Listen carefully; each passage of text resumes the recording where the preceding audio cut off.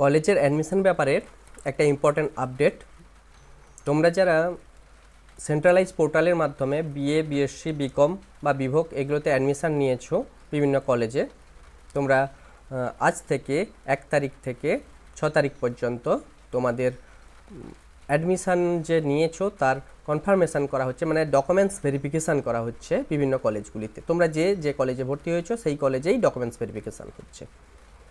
এবার তোমাদের সাথে নিয়ে যেতে হবে ওই অরিজিনাল ডকুমেন্টসগুলো, তার সাথে কিছু জেরক্সগুলো নিয়ে যেতে হবে, যেগুলো অরিজিনাল তার জেরক্সগুলো নিয়ে যেতে হবে।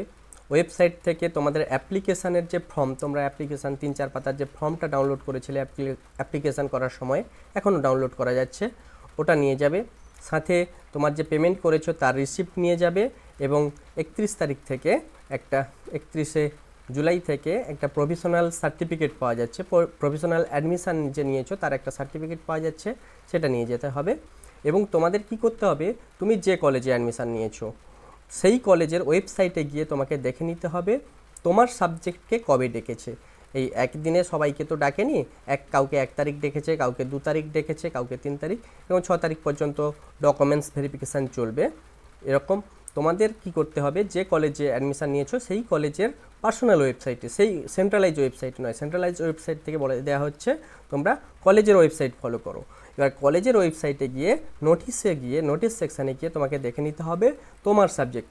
ধরো কেউ বাংলাতে ভর্তি হয়েছে, আবার কেউ কম্পিউটার সায়েন্সে ভর্তি হয়েছে, দুজনে একই ডেটে হতে পারে বা আলাদা আলাদা, সেখানে শিডিউল করে দেওয়া হয়েছে।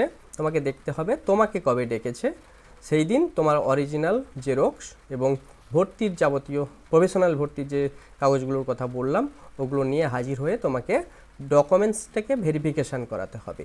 ওই ডকুমেন্টস ভেরিফিকেশান ফাইনাল হলে তোমার সিট অ্যালটমেন্ট যে তুমি পেয়েছিলে, প্রভিশনাল অ্যাডমিশান নিয়েছিলে, সেটা কনফার্মড হলো।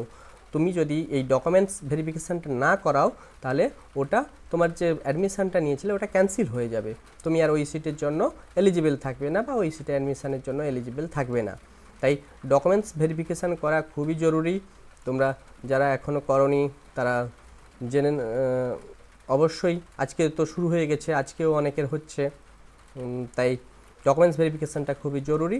যদি তোমরা ওই অ্যাডমিশানটাকে কন্টিনিউ করতে চাও এটা করে নাও। ধন্যবাদ।